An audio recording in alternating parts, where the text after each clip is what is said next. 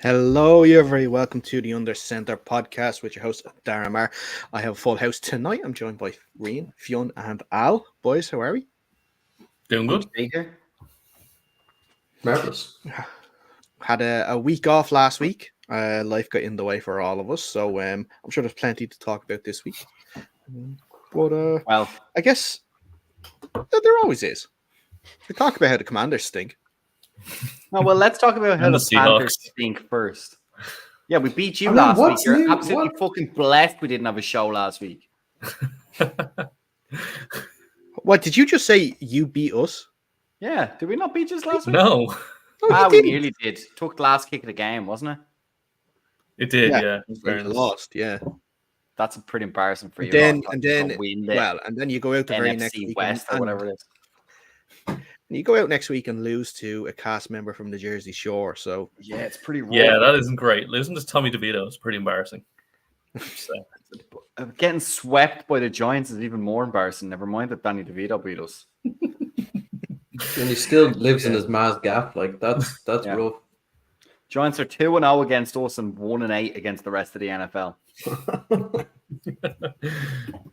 it's well, division the games are Cowboys- always weird, though. I mean, you always Yeah, get weird. How Like, can you keep yeah, up with the Eagles like 3 weeks ago and then get absolutely trounced by the God Almighty? that's just this league in general this year because like the Jets are the only team to beat the Eagles this year. Like Zach Wilson and the Jets incredible. are the only team to beat the Eagles this year. Yeah, Zach I mean, Wilson, who just got benched for Tim Boyle. Yeah. He might as well retire. That's the most embarrassing thing to ever happen to a quarterback. You know that, Sorry. and this is I'm being serious, but it sounds like a punishment.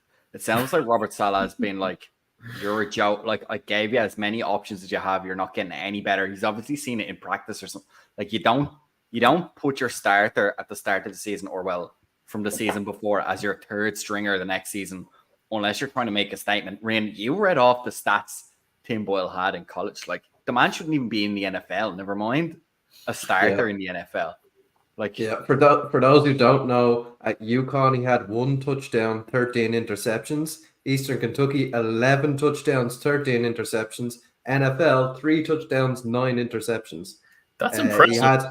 He had an interception every 13 attempts in college versus Aaron Rodgers with 1 in every 73 attempts in the NFL. Like that's insane that the two of those guys are on the same roster. It takes work to be that bad at football. It really does. It really does. Yeah, it not from him personally, just from a lot of scouts that actually thought he had the ability to play in the NFL. But the fact that he's been in the league so long as well, I think he's 8 years in the league now. That's insane for a guy who had a literally non-existent college career, right? So Eastern Kentucky are in FCS, and he went and threw 11 touchdowns for 13 interceptions there. He should be, if he's an NFL level quarterback, he should be slinging the ball around. 19 touchdowns, 0 interceptions, that sort of stuff. I don't know how he's still in the league. What do we have to do to get Ben DiNucci back in the league? Hey, he balled out for those Seattle Sea Dragons. He was good. Yeah, he did, and he was actually with the Broncos in the preseason, and they let him go just before the season started. But you know, you'd got to give Nucci his chance, I'm sure.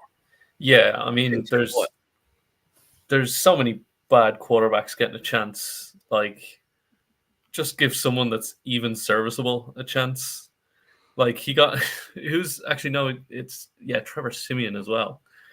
He's behind Trevor Siemian, of all people.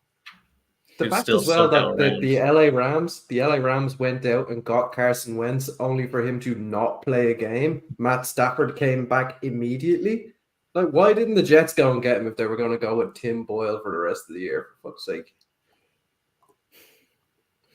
I don't know. I think after that loss, they obviously still thought they must have had a chance to make the playoffs because Aaron Rodgers is giving all this talk about, I'm going to be back. I'm going back before the playoffs. December, I'm going to start training. January, I'm going to be back. No, he's not coming back. He's not coming back this year. It was all just, talk just to keep Jets fans interested. But no, he was never going to come back. And now kind of seals it because there's no chance they make the playoffs now at this point. No. Yeah, I saw this video as well. Apparently, the surgery that he got was not necessarily like the standard where you would repair the Achilles. I think they like put in a cadaver Achilles or something along those lines. But basically, what the video said was that the initial kind of recovery period, so to the point where you can walk on it and put a little bit of pressure on it, is very, very short. But the rest, it takes the same amount of time. So it was never going to be everybody was like, wow, 6 weeks after he's already out on crutches, and wow, 13 weeks after he's already walking around without a boot. That was never going to, yes, he got there, but it was never going to accumulate in him making it back to the team for the playoffs. That's a fair point. It's a fair point. One other team that I guess we can talk about, maybe even more positively, the Denver Broncos. They are suddenly winning games and playing well now all of a sudden. Minus, obviously, Kareem Jackson trying to behead every player he comes across. But the Broncos, a good win against the Vikings, wasn't it? Sunday Night Football. Very good win against the Vikings. And they are 5-5 now, where I'm sure everyone thought this was definitely going to be at least a sub 500 season, maybe even a little worse. Yeah, maybe we need to give Sean Payton a bit of credit. Fionn, your mic is not working, by the way. We can't hear you. Yeah, I was put myself on mute. Sorry. That was a blessing. Rian, why did you change that? But yeah, Sean Payton, I think we may need to hold our judgment on him just a little bit because he seems to have this team rolling. I like the way, I know Fionn doesn't, but I don't think he's seen very many games. I like the way Russell Wilson is playing.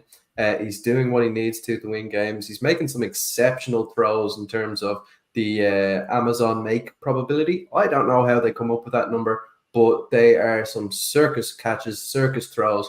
So yeah, they're rolling at the moment, and power to them.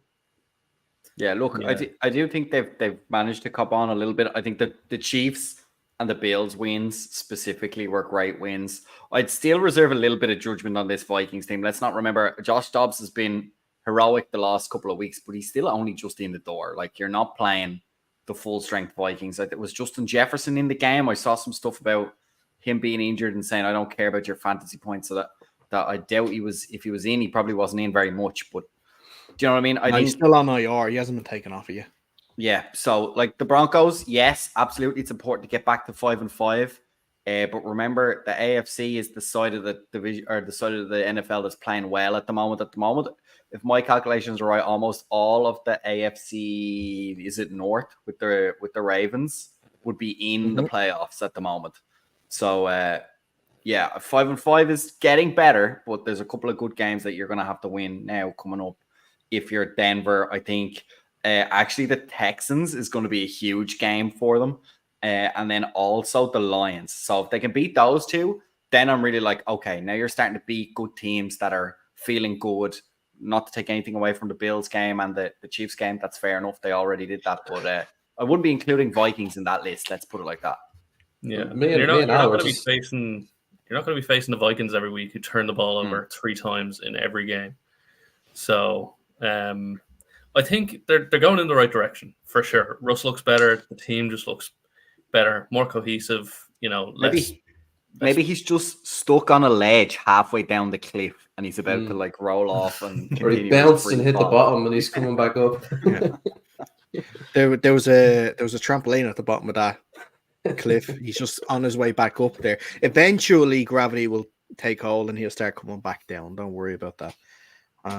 But interesting with the Broncos. We'll see how they get on. They're not the team that we thought would challenge in the AFC West because we thought the Chargers would do something this year, but Brandon Staley is doing the best job possible to get fired and to get obviously a massive payoff with his contract, because losing 23-20 to in most years losing 23-20 against the Green Bay Packers would be in Lambeau in winter would be admirable, good effort, but they were the Aaron Rodgers days, not the Jordan Love days. This team, even with Justin Herbert, where he visibly got upset with his center Corey Linsley. Did you see it that at one point during the game because he wouldn't snap the ball?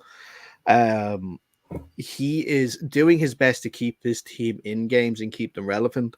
But Staley, who continues to call the defense, is sitting on a seat that's so hot. I'm not sure if it's going to last any longer before he falls through and eventually gets fired. I'd imagine probably he'll make it to the end of the year, but that's this. First of all, this defense is awful. They've now lost Joey Bosa, who's going to go on IR, so they're going to lose him for the next couple of games. You know, is this foolish pride before the fall with Staley continuing to call the defense and not giving it up to someone else? Or do you think that he believes that he can honestly turn this around? And is he able to turn it around at this point? I don't think so. I don't think he's going anywhere with this team. I mean, they have so much talent, and for how long has he been there? 3 years now. They've gone absolutely nowhere. He's done nothing with it, And you have Justin Herbert at quarterback. Now this game wasn't all on everyone else. They had the end of the game gift wrap with that pass to Quentin Johnston, and he dropped it. He's been horrible as a rookie. But I don't know. He's not good. He's not a good coach. And then, you can see he's feeling the pressure as well. He had a little meltdown on the podium, having a go at one of the reporters asking about who's calling the plays. I don't know. I'd be surprised if he makes it to the end of the season. This team is too, they're just full of talent, and they're just losing games in the most. It's hard to lose games like that. It really is. They're a horrible team. Yeah, alluding back to the whole situation of who's calling the plays, it's speaking from experience with the Panthers, it's not as easy as just relieving yourself of the play calling duties and all of a sudden things will start to get better, because the team has implemented a system, and it is the Joe Staley system, right? So it's not going to be a case of a guy can come in, or a guy who's on the staff gets elevated to play calling duties and ends up turning the whole thing around, because the guys have already learned the system. And I saw the same thing with the Panthers last season when Matt Rule got the boot. Things didn't really change. Now they kind of slowly shifted their philosophy and ended up winning a couple of games at the end of the season. But the Staley system doesn't look like it's good at all. I don't think they're going to be able to shift away from that anytime before the end of the season. So they're really going to need to rely on their offense. And at the moment, it's just not clicking the way it should. Yeah, I think we nailed it. There's only so much you can do. This is the Brandon Staley defense, right? Whether it's the Brandon Staley calling the exact play at any given time. I mean, your assistants are probably going to land, give or take, on the same play most of the time. So clearly it's an issue. To tie in what Al said as well, the guy's been here too long. The pressure has to come eventually when your defense, which has been stacked, and in fairness, at times hit pretty badly with injuries, especially in that secondary and the safeties as well. They had really talented safeties that they couldn't just keep on the pitch. But at the same time, there has to be results. If you're the head coach calling the plays, it really should look the best it could ever. If you're with the head coach and it's your defensive philosophy, then you should be getting the team in the correct call each time. So if anything, I don't like this scapegoat of, oh yeah, well, he's calling plays, it's a lot on his plate. We'll just take it off and we'll give him to somebody else and they'll be much better immediately. It's like, well, hold on a minute. It's his philosophy. It's his formations. It's his concepts. So if they're not working and he's the guy who insists that this is the way it needs to be done and he's looking at the pitch in real time making these calls, then I think there's a bigger problem. And I think, as Al kind of alluded to, it comes down to just his coaching tenure. And I think it's time for a fresh start there in the Chargers. I'd be interested, though, to think what do Chargers fans feel? Are they getting a bit touchy? From a Commanders fan on the outside, Ron Rivera's, he's struggling. Outside, well, it's not the worst season and they're always kind of flip-flopping. But I think as a Commanders fan, I'm kind of going, okay, I like Ron Rivera, but it's a bit tiring now. We need something fresh, even if it's the same thing again with a new coach. We've seen Rivera and he's had plenty of time to make those changes. And I think the same is with Staley. So I'd be interested to hear if we've any Chargers fans listening, what they think of Staley. Do they want them gone? Are they pulling their hair out? Or are they kind of saying, well, it wasn't as bad in previous seasons, so there's always a chance we can get back to where we were last year? Yeah. We know a Chargers fan on the Pirates. Keith is a Chargers fan, and I know he wants Staley gone, and I know he's fed up with watching the Chargers throw stuff away. But it's a Chargers thing. It's not just Staley. Chargers have always been that slightly fragile, right? They're like fragile, could be Tim. They've got the nice socials, they got the nice jersey, they got the nice stadium now, obviously, which anytime they play in is filled with mostly away fans because they can't actually get their own fans to come. But that's what happens when you move the team so much. I get the sense that if you want to make a comparison, they're kind of like the Bohemians of the NFL. So everyone hates them when they spit on them. Stands full of crackers. Bohemians have, the great socials. They have the nice jerseys. Obviously, Dublin they do all the stuff. Weed. They with the bus and the Bob Marley and of course the refugees. Well, they have all this. They're like the club that like stadium collapse. I get a lot of shit for, but like they're the hipster club, but when it comes to actual performance on the field in Dublin, Bottlers. They are the third best club. Just like what? The Rory McIlroys. We're not getting into this. Just leave that comment. Do not even comment on what he's just said because he will go on a rant and it's not true at all. But that's what I'm sort of comparing it to. It's all flash, no bang with the Chargers. They have the potential to have the bang in Justin Herbert, but they don't have the right stuff around him. Oh, yes, they have a great running back in Austin Eckler, injury prone, is guaranteed to miss games in the season. Has a great wide receiver in Keenan Allen. Needs someone else. They had that in Mike Williams, injury prone, is likely to be out for good stretches of the season, if not all of the season, like what has happened this year. Put money into the offensive line and has tried to draft players, but the draft hasn't worked so well, despite the massive potential that the players that they've drafted have not come to fruition. They spent a lot of money on the likes of Corey Linsley at center.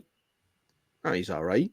Again, you never really solve your issues in free agency because you end up overpaying for mediocre players, and that's what they're doing. And then on the defense, of course, you think with Khalil Mack and Joey Bosa on either side, it's going to be fantastic. Khalil Mack, apart from his 6-sack game against the Raiders, has not done anything about this season. And Joey Bosa obviously continues to produce as he does, but he's injured now. So what are they going to do now on that defensive line? Then the backfield, they spend all that money on JC Jackson. They cut him. He was terrible. Derwin James is probably their standout, their unicorn, you could say, on defense. But he hasn't been healthy either over the last few seasons. He hasn't been healthy either. So, it's whether we have to go and look at the GM as well as the head coach, maybe a total reset. But I don't know. It's all flash, no bang with the Chargers, and unless they want to be taken seriously, they're just going to have to start, producing or getting proper coaches in. And I know there's rumors about Bill Belichick supposedly coming in. I think that would be the worst move possible if they bring Bill Belichick in. I think they're bringing Bill Belichick to a new team every week there. Yes, absolutely. Yeah, Adam, come on. To the Seahawks, Carol out. Let's go. An old man for an older man. Let's go. But seriously though, Bill Belichick, if you bring him into the Chargers, you're doing the same thing that he's doing with the Patriots the last few years. Not his legacy, because his legacy obviously is fantastic. But now look at the Patriots now. Don't look at what the Patriots were 10 years ago. Look at them now. They are struggling. What are they? 2-8, 2-7 this year? Worse than the AFC. He has control over. He is GM and head coach, and he would want that same control in any team that he goes to. And I don't think that's the way it should be done anymore. It just should be separated. Like how Fionn has always said that he doesn't like quarterbacks having a say in coaching. I don't want coaching having a say in GM matters. The GM's going to bring in your players, you coach them up, you get them ready. Have conversations about the type of players you want, but you shouldn't have final say over. Yeah, I agree with you. I think it's just time for a change. I think we all agree on that, and the Chargers need to sort out defense. I think that's, as you've highlighted, that seems to be the priority. They've certainly got some weapons: Keenan Allen, Austin Eckler, and the lad under center as well. So there's certainly some building blocks there. The offensive line, at least, I haven't seen a whole lot of the Chargers, but I don't think they're widely panned or criticized in any way. So that should be enough these days, especially if you've get in a defensive-minded coach, get things settled, get a proper game plan in place, and understand where the weaknesses are, and go and start spending money. As you said, maybe not in free agency, because you can sometimes overpay there, but certainly in the draft, start to focus some of your capital on the back end and see what you can do from there. Absolutely. Speaking of coaches, the Steelers have decided that they hate Matt Canada enough that they've gotten rid of him. The first in-season coaching change in Pittsburgh since 1941. You can tell they don't do this often. The calls for him to fire him have been loud all year. I think even before this year, towards the end of last season as well. Of course, the Browns beat the Steelers 13-10 on Sunday in a normal AFC North low-scoring, probably low quality, you could say, which kind of sucks, obviously, because the Steelers had their watch party here in Dublin in Croke Park, and by all accounts, anything I've heard about it, it went off really, really well. It looked class, so fair play to them. Hopefully, there'll be more of that coming down the pipeline in the near future.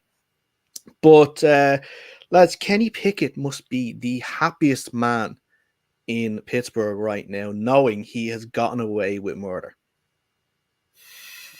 Well, the season's not over yet, Dara. So whoever comes in after Matt Canada, you might end up feeling very sorry for Canada by the end of the season, because I personally just don't think this Steelers offense is very good. They've managed to cobble together wins as well, which is the weird thing. But I know the Steelers fans who kind of watch them week in, week out. We know one at training, bemoaning Canada and the offensive play calling all season. But man, the next man in better prove it, even if it's an interim. If Canada was really that bad, even if it's some assistant coach or a positional coach that comes in to run that offense, or even Mike Tomlin himself, it better switch, and it better switch fast. Or, as you pointed out, we might start looking at Kenny Pickett and we might start feeling a little bit sorry for Matt Canada and kind of going, well, what was he supposed to do? Because the quality isn't there. Najee Harris, I have him on my fantasy team, is basically a waste of space. Seems to go backwards more than he goes forwards. I don't understand. This is a huge run back. This is a kind of a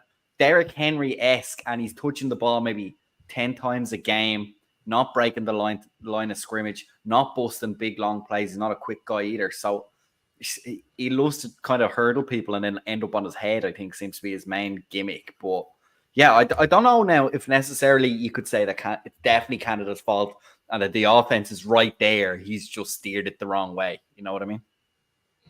I tend to disagree. I mean, if you've watched any of the Steelers games this season, the play calling has just been off, right?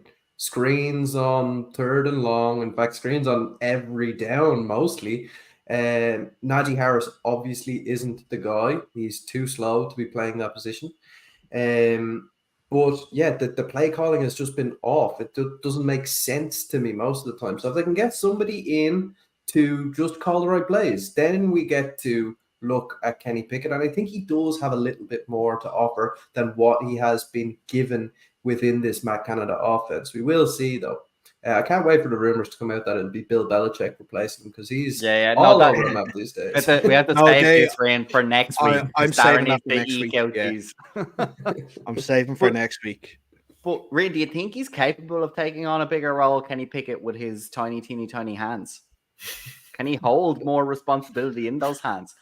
I mean, he seems to have a decent connection with George Pickens, and like some of the throws that he's making look right. They look good.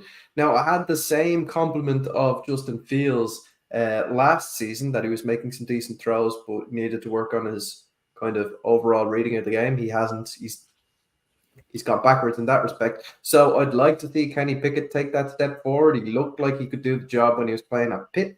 So yeah, we'll have to see. But I think there's hope there. I'm not writing off Kenny Pickett just now. I saw. Sorry, Al. I was just going to say. There was a video. I came out after the game on Sunday, and it showed all of Kenny Pickett's throws past the line to gain, because he doesn't throw a lot past the line, and every single one of them were just inaccurate. The receiver had either like shot the route, had gone, and he threw it short, or he threw it too far and the receiver hadn't gone. It just nothing was accurate. They're beautiful balls though. There. Did you not see the spiral on them? Beautiful balls. What? Beautiful. They're beautiful balls though. Did you not see the spiral on them? There was one where it's like beautiful.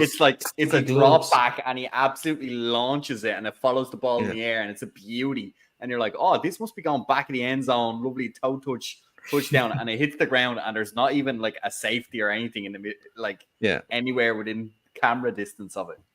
There was no one around. On the flip side of that, there was a couple of weeks ago where his receivers had like 7 drops on the game. Like Pat Freiermuth had 2 where there was nobody around him, and he just dropped the football straight to him between the numbers, and he just dropped the football. So yeah, look, quarterbacks have bad games.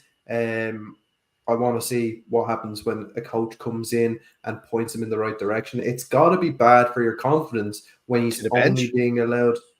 Maybe, but when he's only being allowed to throw screen passes or like 2-yard outs and stuff like that, it's got to be bad for your confidence. Well, maybe he keeps asking for like better routes, but the coach can't see him when he's holding up his tiny little hands asking for like the signals. I don't think the Steelers trust him at all. I mean, that's what you do when you don't trust your quarterback, is you get him to throw screens and just these really short routes, and it's clear that when he tries to go further, most of the time it's incomplete because he's horrible or his receiver is horrible. It's just it's the perfect storm of just shit. The play calling is shit. Pickett is shit. His receivers are shit. With the exception of Pickens, but he's kind of up and down. I don't see another coordinator coming in here, or I think it was supposed to be the running backs coach is taking over the job for the moment. QB's coach Mike Sullivan is going to be. Okay, that makes a lot more sense. Elevating the running backs coach. I think it's two people coming in. One's doing play calling and one's doing the offensive coordinator. Maybe they don't want him to do anything good because it's so hard to give him a high five with his small hands. It's like hard to hit that target. Wouldn't that be easy? You in his hands? No, he's trying on the run, try and give a lad a high five. Just like miss, gone. Like hitting the bullseye, no chance. Never trust a man with small hands. Look at Joe Burrow. He can't do it either. Now his small hand is broke. Small wrist, not small hand. Small wrist, sorry. Small wrist. Yeah. His small wrist. That was a tough game. Him and Mark Andrews going out in the same one. I'm sure there was a few fancy football teams that had both of them on their team that have just given up on their season now because of that. Yeah, I was 7-1. I'm still giving up on my season, to be honest. Speaking of fancy football, Reen, unlucky last week. Sorry. I was, yeah. I think it was 3 points in it or something like that.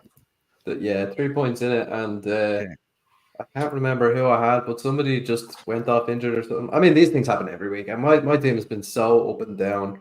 Like, I had Calvin Ridley in my team the last fucking 4 weeks in a row, and I was like, he's not producing. He got like 2 touchdowns and 150 yards for like fucking 27 points. Oh, nightmare. Yeah. And then he insists on starting Bryce Young at quarterback as well, which is a bit of a nightmare. I do not. No, he only to the end. Let's go. Every week. That's -4 fantasy points every week. Yeah. I think that's what Harris and Bryce Young. Love it. That would get you to a championship now. Absolutely. That would. Defense wins Now, championships. it would be the wooden spoon championship, but it would still get you to a championship anyway, for sure. Al, I'm going to give you the floor on this one because I'm not getting involved in this after what I saw on Sunday, but you have a very interesting take about the 49ers the week the Seahawks play the 49ers. This is high pressure. This is like, of all the weeks to come out with this, it's dangerous. That's why I'm having no part of this right now. So the floor is yours. I'm just going to sit back and enjoy this. You go ahead. I don't have to talk for long. You know, it's not going to be a long thing. The 49ers are not Super Bowl contenders. They've beaten up on some weak NFC teams. They've their wins, their wins, some of them, the Cowboys and the Jags, their schedules are, weak and soft. Like, they're not for real. They're not a serious team. They're very good. They'll make the playoffs. They might get to the championship, but when they face the Eagles in the championship, they're going to get their fucking shit kicked in. Like, they're just not a serious team. And now with Hufanga down and some other injuries mounting, and like, Brock Purdy has been way better than expected. Okay, I will concede that he is a good quarterback, but he's not amazing. Like, he's not the reason the team is succeeding. The team is succeeding because of, they're fucking stacked, and they should be winning better, but they got their shit kicked in by the Bengals. They lost to the Browns, and then they lost to the Vikings. They should have annihilated that team. The Vikings are fine, but they're not. They're a middling team at best. They should not have lost that game. Then the next two games, the Giants and the Jags, yeah, they're really back on track with those wins.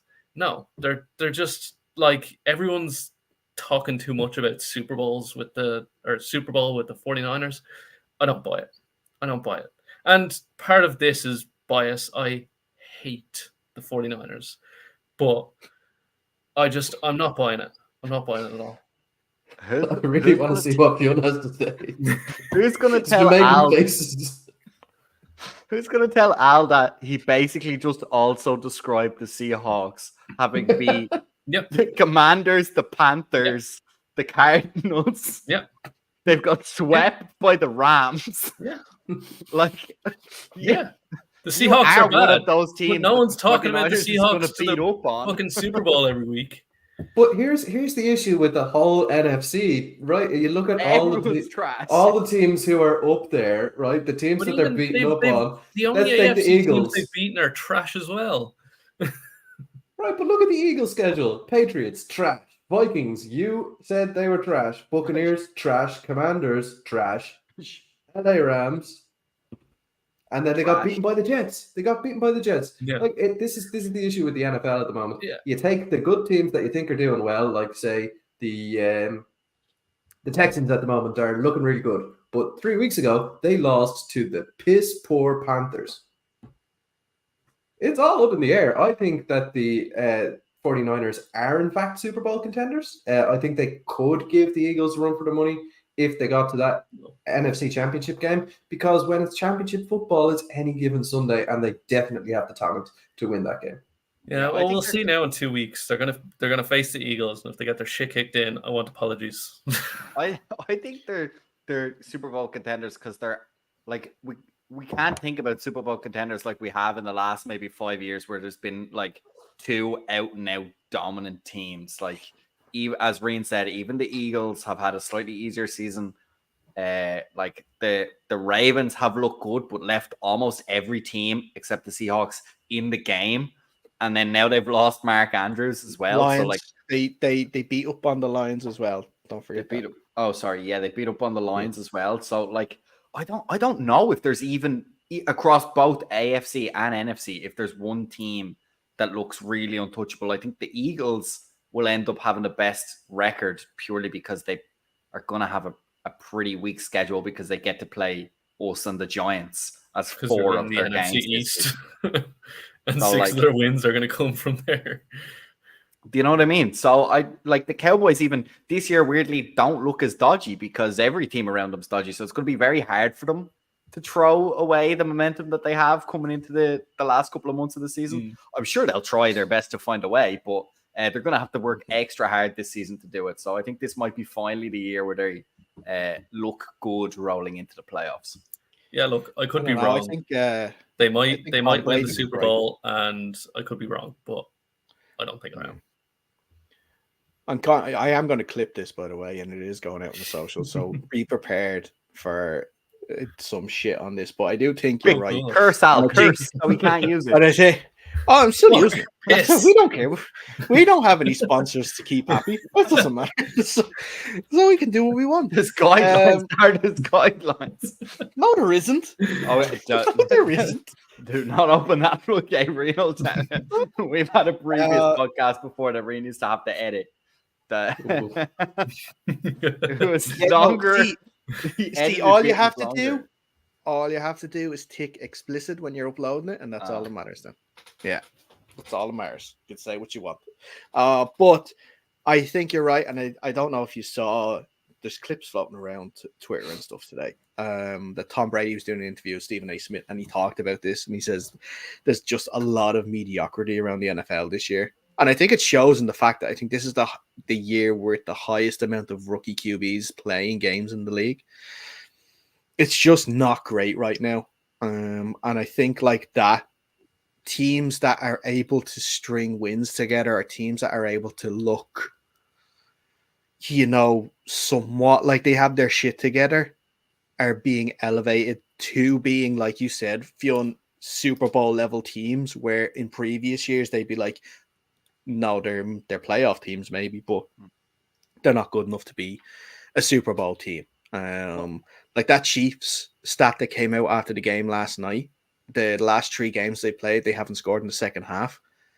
Any other team, any other season, that would be really concerning, and you would think that the season for the Chiefs is in jeopardy, but because everyone at the moment seems to be shit, they're just like, nah, don't worry about it. They'll score the points in the first half. They still have Kelsey and Mahomes, and I say Pacheco that loves to just run through about 20 guys to make a 5-yard gain. But yeah, it's weird. But I'd be on board with you, or I would entertain it more any other week.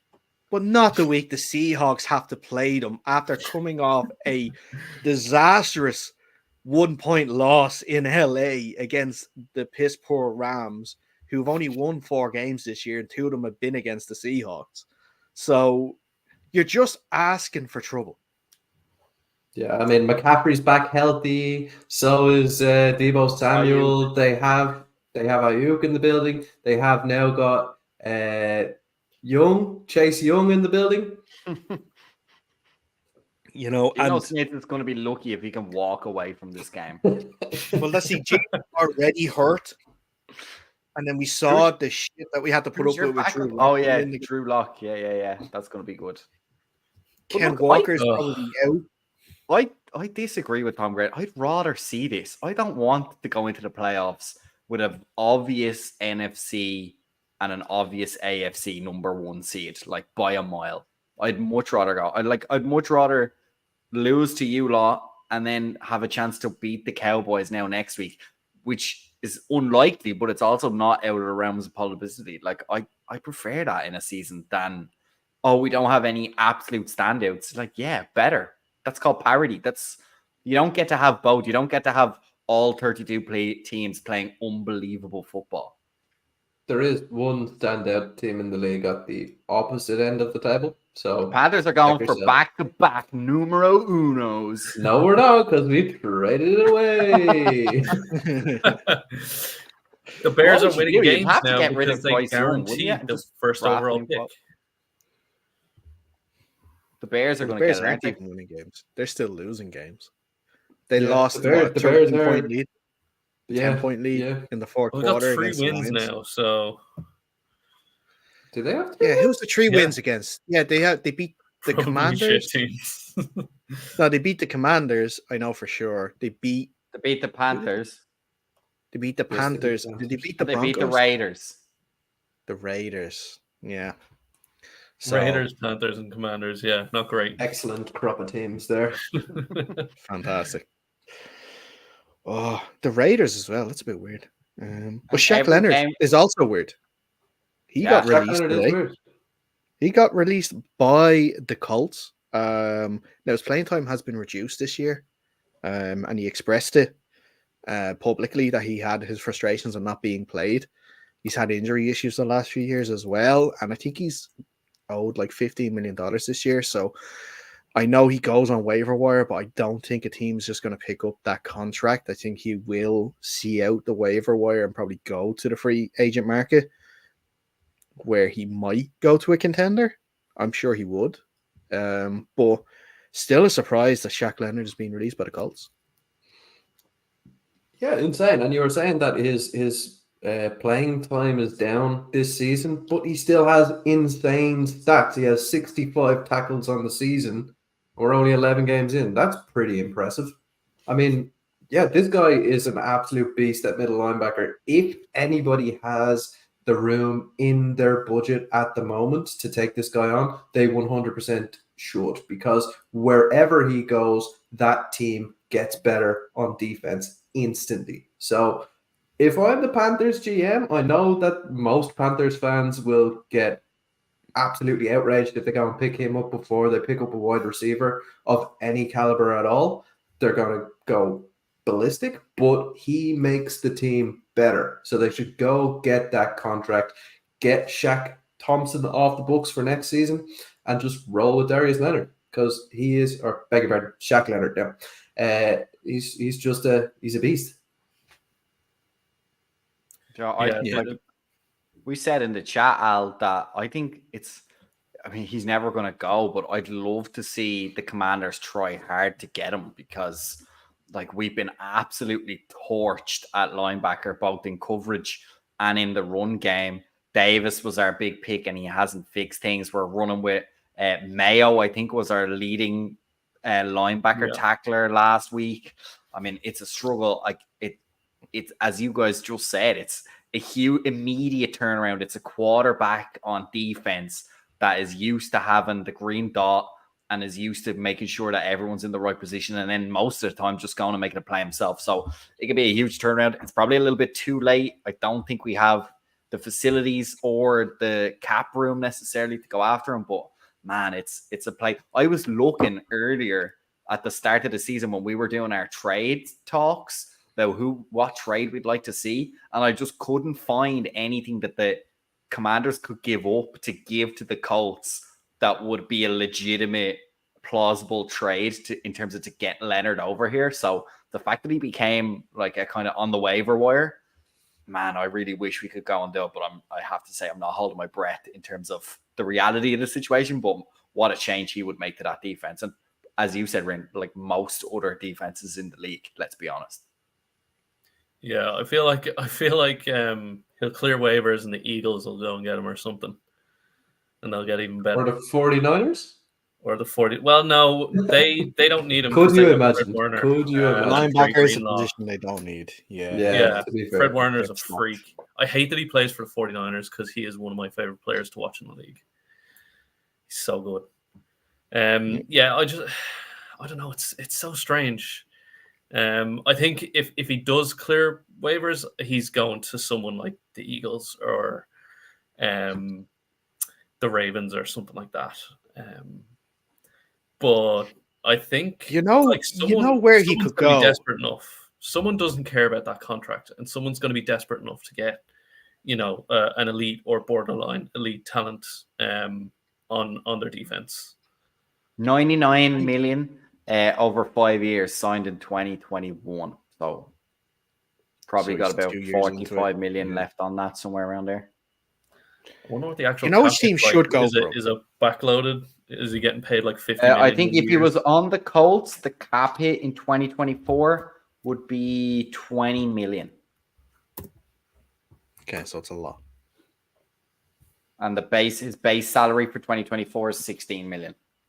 So you got to have some change lying around. Shaq Leonard is making 15.7 guaranteed base salary, about 6.1 million for the rest of this season, and has another 6.5 million guaranteed for injury in 2024.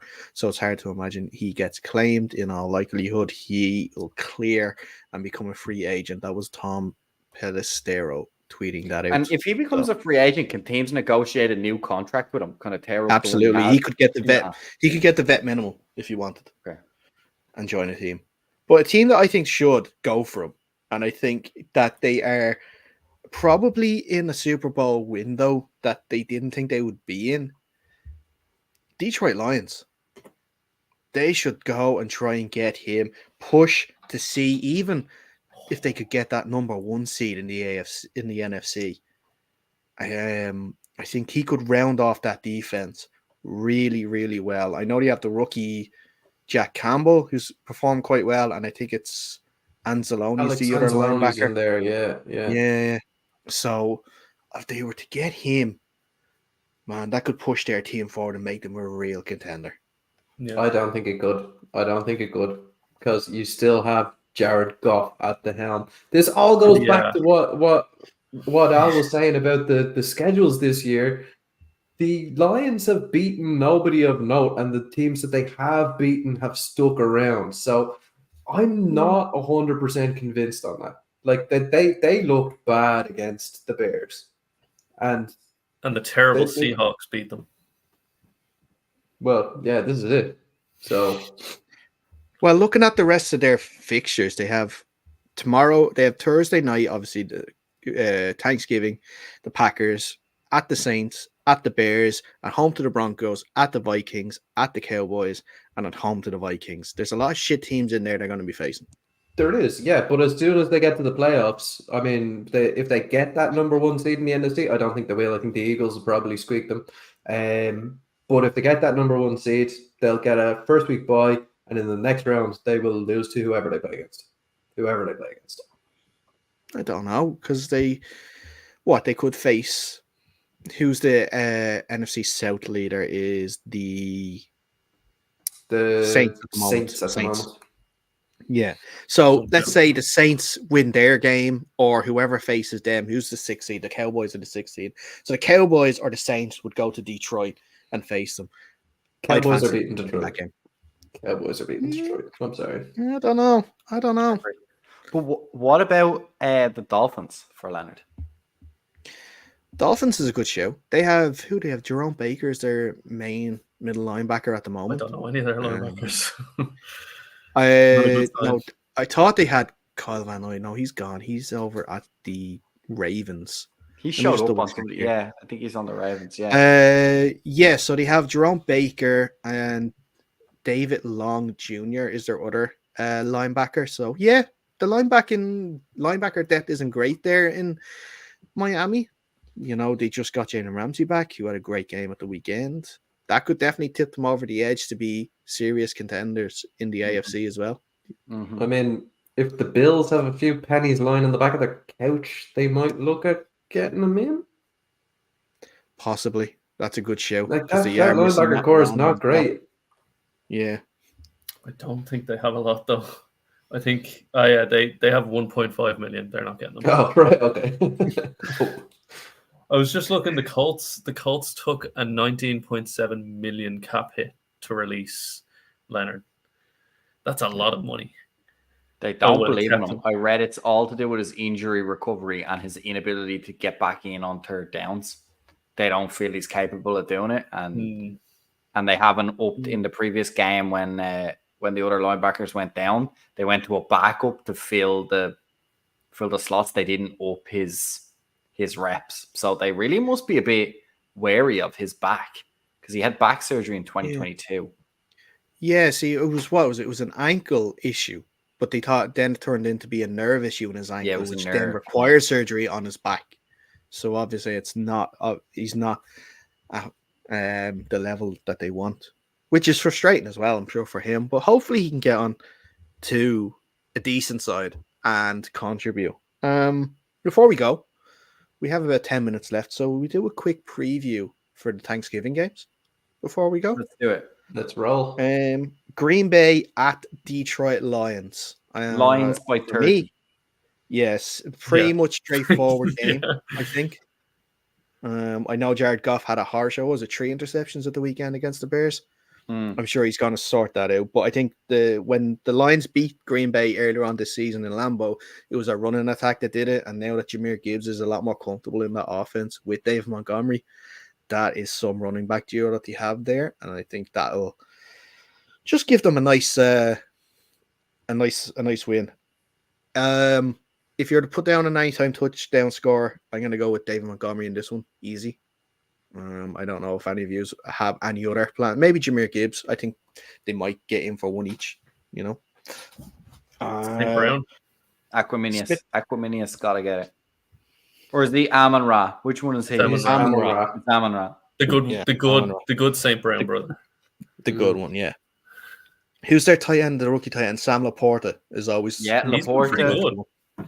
Yeah. He's been doing Goff is really liking well. him. So, according to you, just the Green Bay Packers are not allowed to score at all in this game. Well, This is going to be close. No, they're allowed Well, to because Aaron Jordan Jones Love is can't a take- turd. Probably. I'm sorry, everybody was talking there. I heard none of it. Jordan Love is a Turdirkin, and so now he will not be scoring any touchdowns. Fair enough. He had a very Don't good game let though at the this- weekend. I don't know. I Don't think let them beat the divisional Chargers. Fool you. They're still horrible. I'm just saying, divisional games, man. Divisional games. Weird shit happens, and it True. is the NFC North. A lot of weird shit has happened in that division over the years. I'm not going to be calling it a blowout victory for the Lions. I think the Green Bay Packers have a shot in this one. I don't see them winning, but I see them hanging around. What you definitely do is you welly the Lions to win at halftime because the Green Bay Packers just do not score before halftime.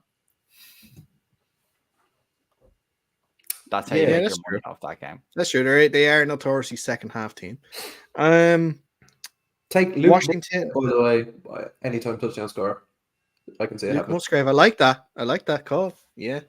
Because they seem to have new rookie receivers in every week as well, so I can never keep track of them when it comes to Green Bay. I think none of them are over Aaron the legal Jones. drinking age. Aaron Jones is injured as well, isn't he? So it'll probably be a bigger share for AJ Dillon this week. Looks like it. But I don't know. Yeah, I suppose it's indoors. I was going to say cold weather this time of year. AJ Dillon comes into his own, but indoors in Detroit, I don't think that's going to have much of an He's effect. going into the red hot atmosphere of Ford Field then instead. Sorry, had to say it. Washington at Dallas. Washington love going to Dallas on Thanksgiving and absolutely wrecking the party. Is that going to happen this year? I think it's going to be a 30-point loss for the Commanders this year. I don't think Like I so. a think 30 what's his name is going to set the NFL record for pick sixes. I don't know how the Cowboys do it. Duron Bland.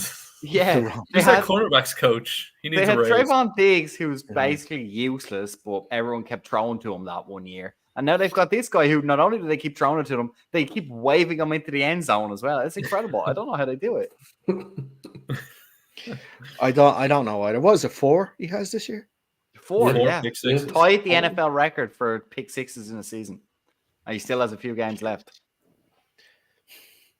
Mental. Absolutely. It's just mental. funny I don't that they gave Trayvon Diggs so much money, and it turns out any guy off the street can be an elite quarterback with the Cowboys. Yeah. I don't know. I don't think it's gonna be a 30. My opinion on Sam Howell is turning. Whereas I thought he was just gonna be just a guy who's gonna struggle till they get to the draft next year. I see that they can back him. He can definitely sling that ball around. And I like that. And I like that, that I think if you take all those pick sixes out, I don't know if the Cowboys defense is all that good. It's all right, but it's not all that good. And you've got some decent receivers. Look, the problem is, and has been all season for the Commanders, is you got to stop. Like, we can't stop the number one wide receiver. So put a 50 quid on CeeDee Lamb to have 150 yards in this game. You can call him right now, and we won't be able to stop him, whether it's whatever coverage we have. And like that's going to be the problem, right? Sam Howell, as you said, he's been streaky, but he showed he's plenty reasonable as a starting quarterback in the NFL. He's not been the reason we've lost any games. The majority of the reason we've lost games is the defense, and you just can't. We keep getting hit for 25 plus yards. I think we're breaking records for the amount of 25 plus yards plays that have been scored against us or that we've conceded to other teams. I know how that feels. Can't survive like that. Well, look, I wouldn't put that just down to the backfield. I think that has a lot to do with pass rush as well. And when you get rid of your two best pass rushers, it means the QB has 9 sacks. We had 9 sacks against the Giants, and we still couldn't stop them. That is insane. 9 sacks, and you it's lose 100% the back end. But the Giants had like 5 turnovers in that game as well, though, didn't they? Well, the Commanders had 6 turnovers. So if the Giants had, that's 5, what I mean. The Giants turned the ball up, whether it was special teams or on defense. They 3 interceptions and 4 fumbles, 3 of which we lost. Like it's incredible. Yeah, I think Micah Parsons is gonna murder Howell. I think he's gonna kill him. Well, we saw what he did to Chandler Zavala at the weekend, and I mean, oh, poor Zavala. Yeah, there was a one time where he got hands up, but they went nowhere near Parsons. He was by him before the arms had even shot. And, oh my god, he just froze. He's just like, it was a nightmare to watch, and that's the kind of caliber that Washington have on the O line this year. So it's not going to be fun. No, I think it'll be a closer game than people think, but I mean the Cowboys will win because Hell's gonna die. Anyone can beat anyone this year. We've seen it. Anyone can. I don't know. I kind of fancy Washington. They're going to be wearing their all blacks this year again for this game. I don't know what the color palette is going to be. Don't think it matters in terms of winning. But they wore them this week, so I don't think they do them 2 weeks in a row. Usually. No, they might not do them 2 weeks in a row. You're right. So they'll probably just be wearing the maroons. So last game then, San Francisco at Seattle. Seattle are Niners greens this week. By 100, baby. Smith not to finish the game. Drew Lock to have 2 interceptions. The 49ers are going to beat the shit out of the Seahawks. But that's a for various different reasons. Camembert or Chabonnet or whatever his name, the running back is going to be the highest. He's going to have the most yards, and he's going to have 35 yards on the ground. I don't know. He's been pretty good when he's got touches. The 49ers have also been pretty good. I don't know. I don't trust Waldron. And I know that seems like, Gino's made mistakes, but Waldron is just doing no fate. Like, just fucking horrible play calling. And, like, he doesn't know how to adjust. He goes, like, the scripted plays at the start of the game, you get, like, 1 or 2 drives of scripted plays. They're fucking great. And then after that, he just shits his pants and he doesn't know what the fuck to do. And it's just, it's the most maddening thing. Like, because like you have really good offense. Gino is like when the pass protection is good, he's good. You have JSN, DK, Lockett, and then you had Walker, who's probably going to be out. I wouldn't be surprised to see him go on IR now. But Charbonnet and Kenny McIntosh, if he's any good, he's one of the rookies. Like, these should be fucking steamrolling some guys, but he just doesn't know what to do. And the pass protection keeps failing, and he just calls 11 personnel. So he doesn't let the tight ends help out. So, fucking, I hate Waldron. Noah Fant anytime touchdown.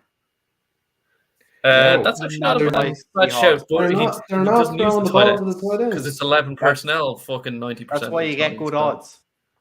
They don't. If Drew Lock comes in the game, then yeah, maybe, because that seems to be the only player he targets. Apart from defenders. He's so bad. There is on Twitter, like a cult of Drew Lock. People like that want praying for Gino to get hurt so Drew Lock can play. Even after watching him play, 3 drives or something was it? on Sunday, playing horribly, and they're still like, no, he's better than Gino. He is.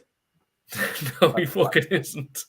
To my eye, neither are great. Gino's been playing like just a guy this year, and I think that's what he is. He's just a guy. He's like backup level, low level starter caliber. He's not the guy. They need to find the guy, and Geno Smith is not that guy. But I don't know why. Going back to the tight ends, I don't know why they had the unbelievable cheat code of a play where they would fake the handoff left, wheel Geno right, and hit the crosser with the tight end across the field. They did that like 40 times last season and had tremendous success with it. And I haven't seen them do it once this season. It's been mental. Oh, there's another thing. Gino does really good with play action, and Waldron won't do it. Waldron won't call play action. Because Pete Carroll has Alzheimer's, and he forgot that play is in the playbook. Waldron keeps reminding him, and he's like, no, stop talking gibberish. That doesn't exist. Yeah. That shit didn't happen. Yeah, it's tough. The only, it's not saving grace, but okay, first of all, they have a good record when they play in action green. So that's one thing. Yeah. They have a good record when they're on national TV. They have a good record after a defeat. And they have a great record against teams. DK goes for 1 billion yards in action green. And also, unless someone touches them, then he bursts his kidney or something. But see, there's always this thing that happens with teams when they have such a defeat, when everything morale seems to be on the floor, and then you're coming up against the number one team in the division or in the conference, whichever way you see it. Just don't ask Al; he won't tell you that. That the team shows up and performs. Now they may not win, but at least get a performance. It's a really hard stretch now for the Seahawks when it comes for the next 4 games. It's what is it? It's the 49ers at home this week. Then they play another Thursday night game next week at Dallas. Cowboys. Then they're away. 49ers, and then they are at home to the Eagles. That is a horrible stretch of games to play where they could realistically be 6-8 by the time that finishes. Yeah. And then they finish up with the Titans, the Steelers, and the Cardinals. Maybe not in that order. I think it's the Steelers before the Titans. Darren. Did somebody call that on the show like a couple of weeks ago that this would be the scenario for the Seahawks? No. Who? Me. Did you? That they could almost definitely have a losing record by the time they get to the end of that little stretch. You have not been on this show in months, so I don't know what you're talking about. That's true. Yeah, I've been phoning in my my predictions. You've been my Seahawks slander. I have busy throwing yourself down the stairs. Seahawks slander. Yeah.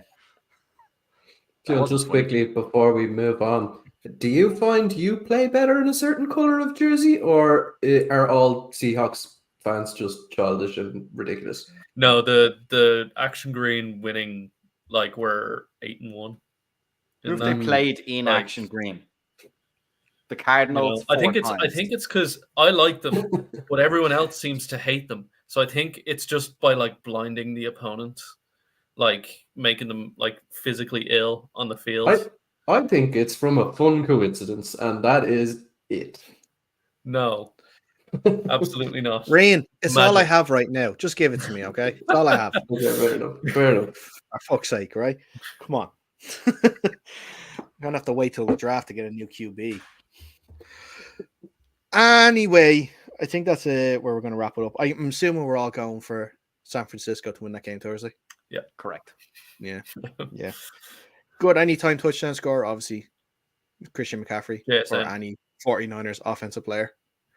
I mean, the bookies would nearly take money off you if you're going for Christian McCaffrey. You're probably better off with someone like Debo. Might be a shot in the dark, which actually might be a good one to go for this week. 49ers defense, touchdown. Seahawks defense, touchdown. Yeah. Well, I mean, Purdy is safe with the football. Witherspoon, defensive rookie of the year material. He could actually get a pick 6. I'm waiting for it. I'm looking at George Kittle as well. George Kittle's stats are slowly creeping up, and he loves playing the Seahawks. Loves playing he does. Seahawks. Plus, like I said, Devin Witherspoon already has a pick 6 this year. Oh yes, that's right. So that's it. He's not allowed. What's wrong with 2 or 3? There's plan nothing has wrong with two, forced. but you were just saying I'm waiting for it, but it's already happened. The script says that he can't catch up with Darren Bland. You know, the Cowboys need to have the best corner in the league. Randomly in this corner. Oh. Could you imagine like that next week if they both get one each or something like that when they play against each other next Thursday night? But anyway, yeah, we'll see. I have the Friday off from work, so I will be watching this game. How much of it I watch and is yet to be determined, so we'll see. But lads, this is a great place to wrap up the show. Thank you very much as always. Thank you very much. Been a blast. Thank you. Like I said, enjoy the Thanksgiving games tomorrow. If you are in America, enjoy the Thanksgiving feast, which I'm sure you are about to have. We'll be back next week with another show. Until then, make sure you are subscribed, I should say, to our channel on YouTube and you are liking the videos so we can stay in the algorithm. Helps us out as well to get more people aware of the show. Follow us on our socials at UnderCenterPod on Instagram and on Twitter. That's where you'll get all the latest updates as well. I think that's pretty much it. We do have the podcast version of it, so you can listen to it on the go. Under Center Podcast, wherever you get your podcasts, and that's where you'll find us. I keep saying podcast way too much at the end of these. I have to stop it. But anyway, lads, that's all the time we have for. Thank you so much for tuning in this evening, and we'll see you again next week.